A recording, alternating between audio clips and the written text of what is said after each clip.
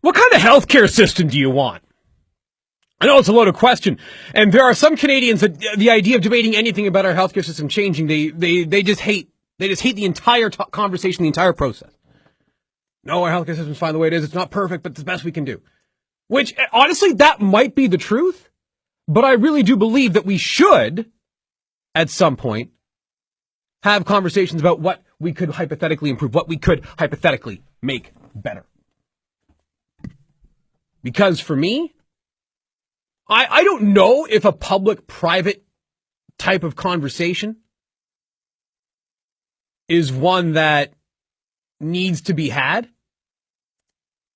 Is that something that, well, I know the conversation can be had, but is it something that Canadians will think is a better system?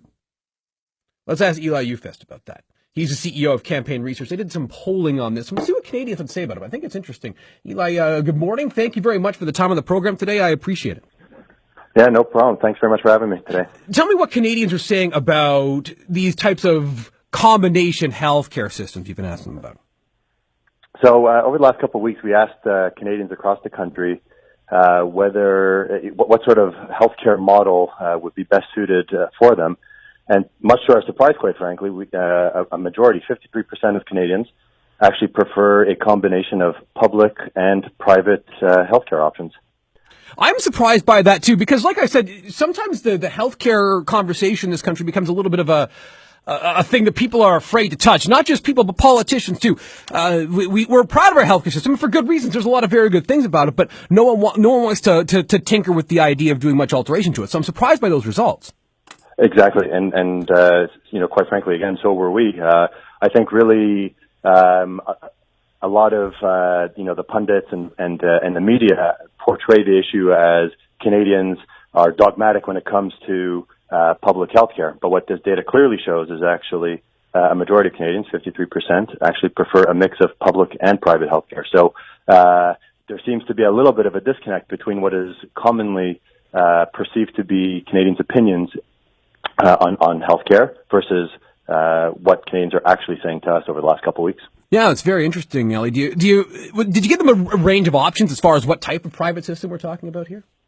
Yeah, no, unfortunately, we didn't go into too many details. The options that we did provide them, just for personal context, was, do people prefer a completely private system? Do they prefer a combination of public and private? Or do they prefer completely public?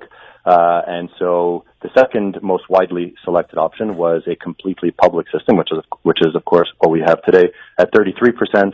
But the plurality and majority of Canadians actually prefer a mix of public and private, but we didn't go into any details beyond that. Okay, well, it's still interesting to note because, like I said, I'm still surprised by those results, and I think there might be some lessons for politicians in here. Perhaps some politicians that do want to see some alteration to the system might be able to point to this polling data and say, hey, wait a minute, maybe we can talk about this and not get crushed in the polls for it.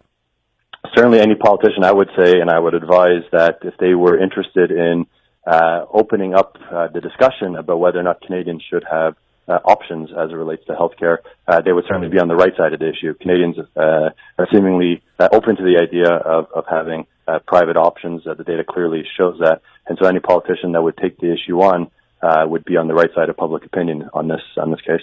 Yeah, certainly. Any other surprising? I know that you pulled a lot of different issues in this particular batch of data. Anything else that jumped out or surprised you a little bit?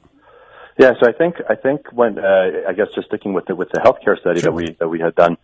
We did ask Canadians as part of this analysis how would they rank Canadian healthcare currently, and so we see a plurality. 42% would suggest that it's good, but on the flip side of that, 42% also suggest that it's either fair or poor.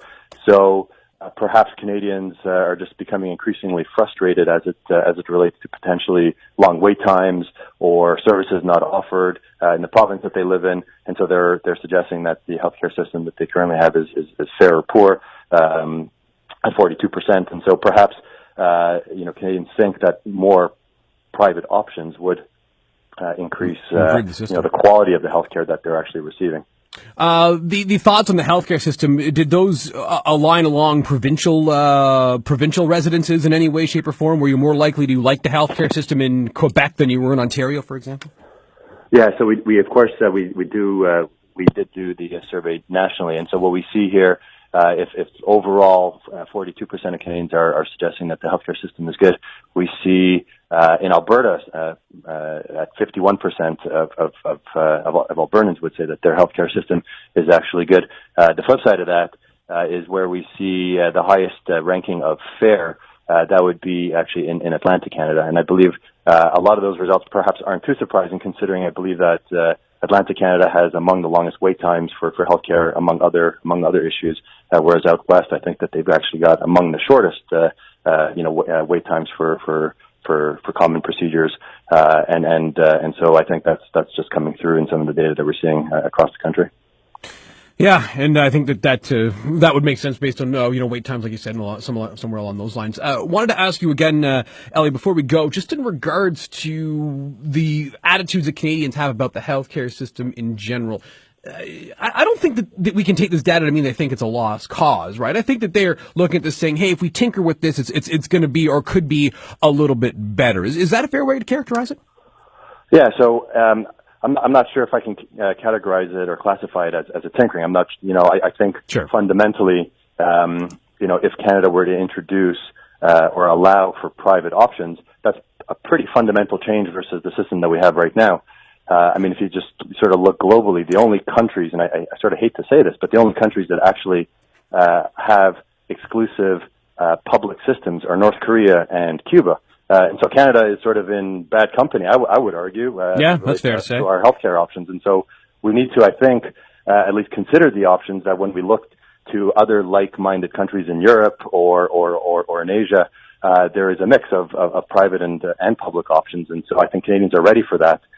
So to your point, I think any politician that might want to sort of pick that issue up would certainly be on the right side of public opinion, and I think Canadians are quite frankly ready for that, as the data suggests. Yeah, I think it's interesting, and I don't know if it's going to be an issue in the federal election, obviously, next year. I think if it is, the Conservatives are the ones that are going to be trying to replace Justin Trudeau. They're going to be the ones that want to bring that up. Are they going to go ahead and pull the trigger on that particular option? Who knows? They may need something to galvanize, to get people to galvanize behind them, so that might be one of the options. Yeah, it's actually an interesting point. I mean, when we look at how that desire for public and private options breaks down politically or ideologically. So 53% of Canadians want a mix. We see conservative voters or conservative voter intenders actually prefer it at 66%. So, two-thirds of conservative inclined voters prefer a mix.